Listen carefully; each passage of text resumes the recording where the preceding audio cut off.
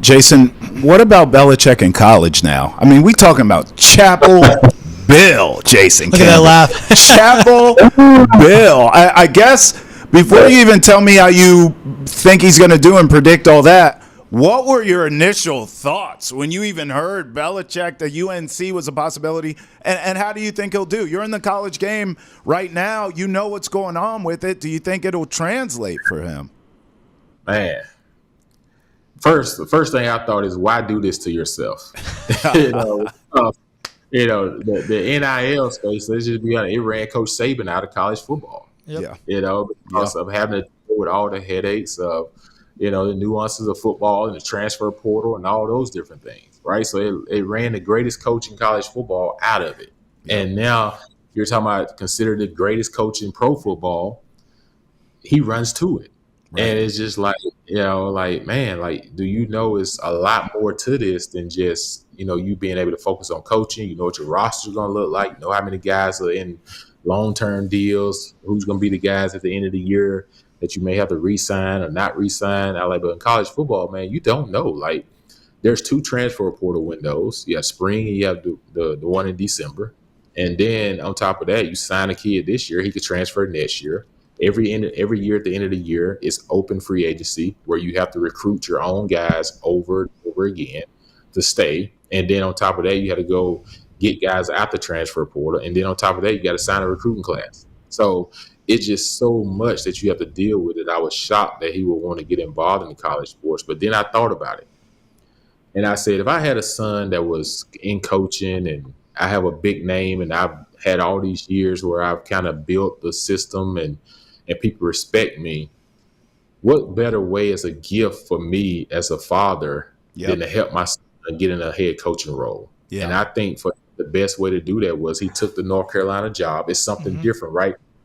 Great coaches and great players always look for something that's going to drive them that they're not used to. I think this is something for Bill Belichick that he wants to see, like, hey, I can prove myself to do this in college as well as I did it in the NFL. And I think it's something totally new. I think at his age, it's something that drives him, that he looks forward to. I think being part of the NFL for so many years, that doesn't drive him anymore. I think the college game just drives him because he wants to see the nuances. Him and Coach Saban are friends and all those things. So I think he wanted to see what is it like coaching in college. Saban was in the NFL, went back to college. A lot of guys have transitioned back and forth. So he hasn't. So I think he's probably like, hey, I just want to see this. But at the same time, I'm setting my son up, who I hired as my defensive coordinator, in 2 to 3 years to be able to take this over and become the head coach of Carolina. Let me ask you this. Now, from Auburn days, you didn't have this 12-team playoff like all these kids get nowadays. So I want to ask you, just your thoughts about that in general. And then, of course, I need to know who you got in the Natty. Can Notre Dame pull this thing off, or do you see Ohio State finishing it? Man, I tell you what, I think people learned a lot from this 12-team playoff, right? I think the first week, you learn that, okay, you can't just get caught up into what the fans want. Right. You got to make sure that you're putting the right teams, in the playoffs. And you can't be conference biased, because everybody said, well, you can't take so many teams from this conference or so many teams from that conference. If those are the best teams, then you got to put the best teams in there. Right. And I think this year, the first round was just, it was so lopsided. It just wasn't even close. And then the second round, it got better. But still, some of those games was a little bit lopsided. But, man, this past weekend, man, it was phenomenal. Like, both of those games could have went into overtime. Penn State and Notre Dame throwing punches down to the wire. Come down to Ohio State and Texas, all the way down to the 2-yard line. Ohio State makes a defensive stand. But it shows you, like, okay, these are 4 of the better teams out there, and then they're proven because of the way the games were. And now you get to a point where, I always thought it should have been an 18 rather than 12. I just felt like 12 was too many. But, here we are. It's still fun. Why we got a lot more football to watch on TV. It makes a lot more money. People are intrigued that can a Cinderella team, like in basketball, make it to the finals in football? That's very hard to do in football than it is in basketball. And I think now that you got the 4 teams that just played this past weekend, and now you're down to the final 2, Ohio State went on a run. They're a resilient football team. After they lost to Michigan, everyone kind of rid them off and everything, and now they've kind of resurgence. They come together. They played some of their best football against Tennessee, Oregon, and Texas. So they beat 3 qualified teams to get to the national championship. So then you think about Notre Dame. Notre Dame, coached by Coach Freeman, they lose to Northern Illinois. Everyone said they're done. The playoffs are over. That kind of helped them by not being in a conference because they had a chance to rewrite the script a little bit by not being in a conference. Mm-hmm. So it didn't hurt them. There was no conference championship per se for them. Mm-hmm. And now they get a chance. So they're always going to have an easier slate to get to the playoffs, but not an easier slate to make it to the championship game. So they've had to beat a really good team to get there and everything. And I just think the way they played the other night, showing some resilience, even after the interceptions that got called back, because the flags was called and they didn't get them, and to still fight and come back and win that football game, man. This game is going to come down to determination. Like Riley Leonard doesn't strike you as I'm going to blow the scoreboard up type of guy through the air. He's just a tough nail, old school quarterback that's just going to, run as hard as he can. Kind of reminds you of Baker Mayfield mentality a little bit, right? Mm-hmm. I'm just going to run as hard as I can, and, you have to just knock me out of this game to get me out of it. Like, it's not about stats when it comes to that guy. It's just about effort and willing his team to try to win. I think when you think about Ohio State, man, these guys talented. Receiver room, how many guys on their receiver core right now can start in the NFL? Ooh, 2, maybe 3. Right. Yeah. They're dynamic, man, like just from that position alone. And then you talk about Sawyer, like what a story. You don't hear about a lot of guys staying in college football 5 years now, 4 years, 5 years. This guy said, man, I'm a diehard Ohio State Buckeye.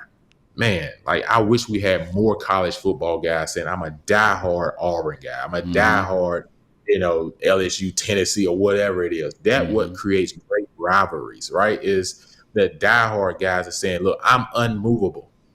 No matter what school try to come and get me, the bus stops here because I'm telling you, agent, get out the way. Anybody get out the way. Don't move me from my school. I'm here. Just get it worked out where I'm at. Because that's what's going to make college football great. That's what's going to make the great teams come back. That's what's going to these guys not getting caught up into the money per se. I think it's changed the game. I think kids deserve to be paid, but I think it should have been some parameters and some priorities of how this is supposed to be operated.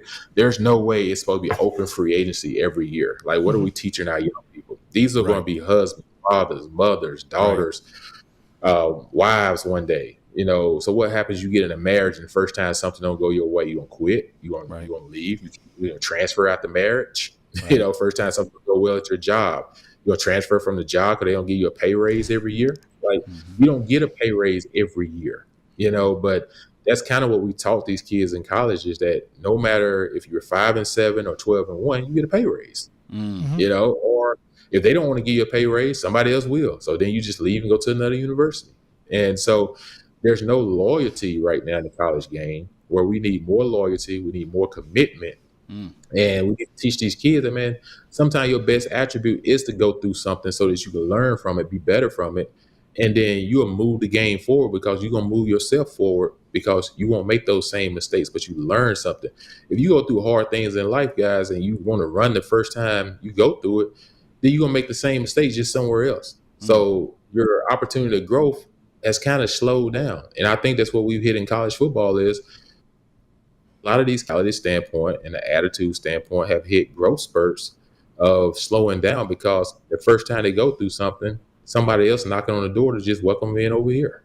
Instead of them having to say, I got to stay here, work it out, practice harder, study a little harder, get myself together, look at me a little bit in the mirror and stop looking at everybody else and pointing fingers. But look at me. You don't get that anymore. And that's the toughest thing about the game of college right now.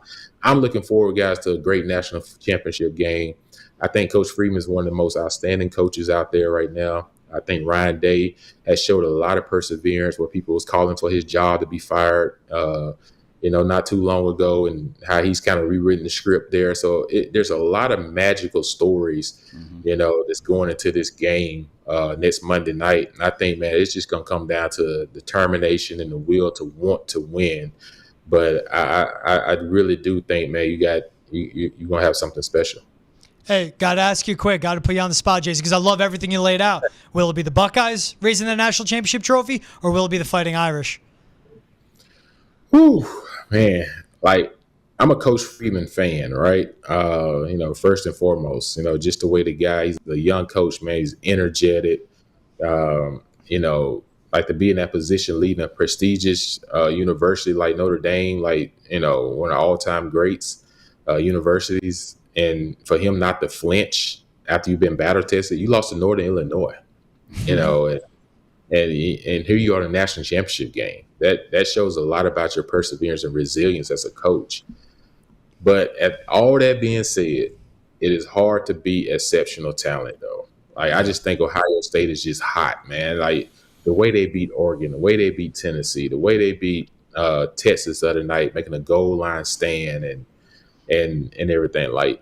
They beat some gauntlet teams to get to where they are. I think they're a little bit more battle tested, and I just think overall, it's just their talent will just win them this game.